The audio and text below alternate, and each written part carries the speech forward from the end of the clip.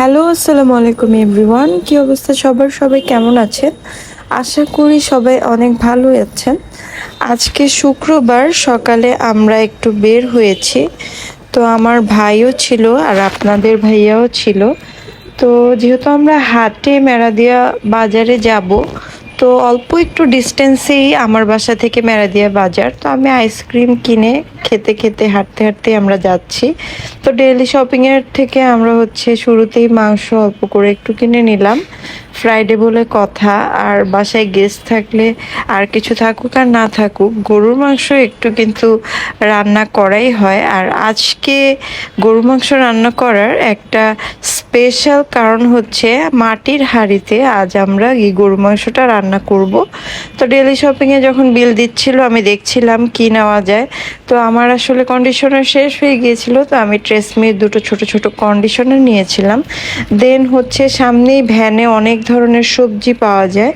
আমি এখান থেকে ঢ্যাঁড়স, লুতি, তারপর কাঁচামরিচ, ধনিয়া পাতা সবজিগুলো নিচ্ছিলাম। তো আমি বেছে বেছে দিচ্ছিলাম।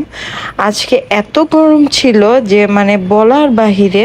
তো আমি ভেবেছিলাম এখান থেকে সবজি নেওয়ার পর কিছু ফ্রুটস কিনবো। তো যেহেতু দশতলা মার্কেটের সামনে ওইভাবে কোনো কিছু পাওয়া যায় না, মেরাদিয়া হাটের এই পাশেই পাওয়া যায়। তো এখান থেকে বাজার করতে আসলে সব কিছু একটু বাড়িয়ে বাড়িয়ে নিয়ে যাই। তো এখানে আনারস নিচ্ছিলাম, আর কাঁচা আমও নিব, জাম নিব, একে একে সব করব। তো 4টা আনারস এখান থেকে কিনেছিলাম, সবগুলো একসাথে বানিয়ে নিয়ে যাব। এই যে সুন্দর করে কাসুন্দি দিয়ে একদম বানিয়ে দিচ্ছিল। আর এই মামা কিন্তু একদম হিট, মামা খুব ভাইরাল হওয়ার ট্রাই করছিল। তো এই তো সব কিছু নেওয়া শেষ, এবার আমরা রওনা দিয়েছি বাসার উদ্দেশ্যে। আমাকে লিফটে উঠিয়ে দিয়ে তারা গিয়েছে এক মহা কাজ শেষ করতে। তো বাসায় এসে যেহেতু 1:30টা বেজে গিয়েছে, আমি গরুর মাংসটা ভালো করে মাখিয়ে নিচ্ছি। আদা রসুনও ভিজাতে ভুলে গিয়েছিলাম, সব শক্ত হয়ে আছে। তো ভালো করে মাখিয়ে দিচ্ছি যেন পরবর্তীতে মিশে যায়। আর এই যে ছোট আলু নিয়ে এসেছিলাম, ছোট আলু দিয়ে আজ গরুর মাংস এই যে এই মাটির হাঁড়িতে রান্না হবে। তা আমি সব কিছু আগে মেখে তারপর সরিষার তেল পাত্রে গরম করে নিয়েছি। এবার এই যে মাখিয়ে রাখা মাংসটুকু ওই পাত্রে দিয়ে দিব। খুব সুন্দর একটা স্মেল এসেছিল মাংসটা দেওয়ার কিছুক্ষণ পরে। আপনারা এভাবে রান্না করে দেখবেন, গ্যাসের চুলায়ও এভাবে অনেক সুন্দর করে রান্না করা যায়। এই কালো ধরনের হাঁড়িগুলো একটু ভারী হয়, কারণ এগুলো বেশি পোড়ানো হয়। তো ভারী পাতিলগুলোতে আসলে রান্না করলে কোনো প্রবলেম হয় না। আমার কিন্তু গরুর মাংস রান্নাটা খুবই ভালো হয়েছিল। তো মাংস বসিয়ে দিয়ে এবার আমি সব কিছু নামিয়ে নিচ্ছি। এই তো এখানে আমি আনারস ঢেলে নিচ্ছি। আনারস 4টা আনারস অনেকগুলোই, এখানে হয়তো ভিডিওতে দেখে বোঝা যাচ্ছে না। একে একে জামগুলো নামিয়ে নিয়েছি। জামগুলো কিনেছিল আমার ভাই। তো মাশাল্লাহ অনেক বড় বড় ছিল জামগুলো, আর একদম চকচক করছে। তো এগুলো লবণ মরিচ দিয়ে ঝাঁকড়িয়ে যে জাম মাখাটা করে সেভাবে করব। তো প্রথমেই আমি জামগুলোকে ফ্রেশ ওয়াটার দিয়ে ভালো করে এখানে ধুয়ে নিচ্ছি।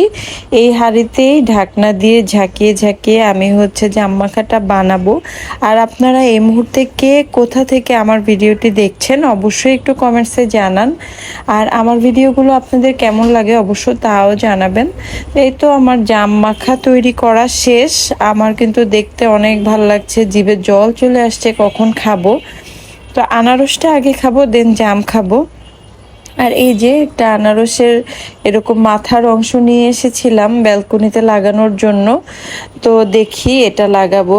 তো আনারস আর জাম খাওয়ার পর এইখান থেকে যেহেতু ফজলি আম অনেক বড়, একটা আম দিয়ে ম্যাঙ্গো জুস বানাবো। এখানে আমার ভাই বোন, আম্মু, আমার বাচ্চারা, আমার হাজবেন্ড সবাই খাচ্ছে। আমি ভিডিও করছি, একটু পরে আমিও শুরু করবো ইনশাল্লাহ। তো এই তো আমাদের ভিডিওগুলো আপনাদের কেমন লাগে অবশ্যই কমেন্টস করে জানাবেন। আসলে আনারস মাখাটা এত মজা ছিল যে আসলে শুরু করার আগেই শেষ হয়ে গিয়েছে। 4টা আনারস কখন আমরা খেয়ে ফেলেছি কেউই বলতে পারবে না। সবাই অনেক এনজয় করছিল। আর এই হলো আমার গরুর মাংসের বর্তমান অবস্থা। মাশাল্লাহ অনেক সুন্দর হয়েছিল। তো এই যে এখানে হচ্ছে গরুর মাংস কষানো শেষ। আর আমি তো আগে থেকেই আলুগুলো সেদ্ধ করে নিয়েছিলাম। এবার সেই আলুগুলো এখানে হচ্ছে দিয়ে দিব। আলুগুলো দিয়ে মোটামুটি কিছুক্ষণ জাল করে নিলে দেন নামানোর আগে আমি হচ্ছে যেটা করি, এই তো এখন হচ্ছে আলুগুলো দিয়ে দিলাম। এভাবে ছোট ছোট আলু দিয়ে গরুর মাংস রান্না করলে কিন্তু বেশ ভালো লাগে। আম্মু বলছিল আলুর পরিমাণটা আরেকটু বাড়িয়ে দিতে, কিন্তু যেহেতু আমার হাঁড়িটা ছোট তাই আমি আলুর পরিমাণ আর বাড়িয়ে দিইনি। তো যেটা বলছিলাম, এভাবে মানে আলু দিয়ে রান্না করলে অনেক ভালো লাগে। আর নামানোর আগে আমি হচ্ছে কাঁচামরিচ আর ভাজা জিরার গুঁড়ো দিয়ে তারপর হচ্ছে নামাই।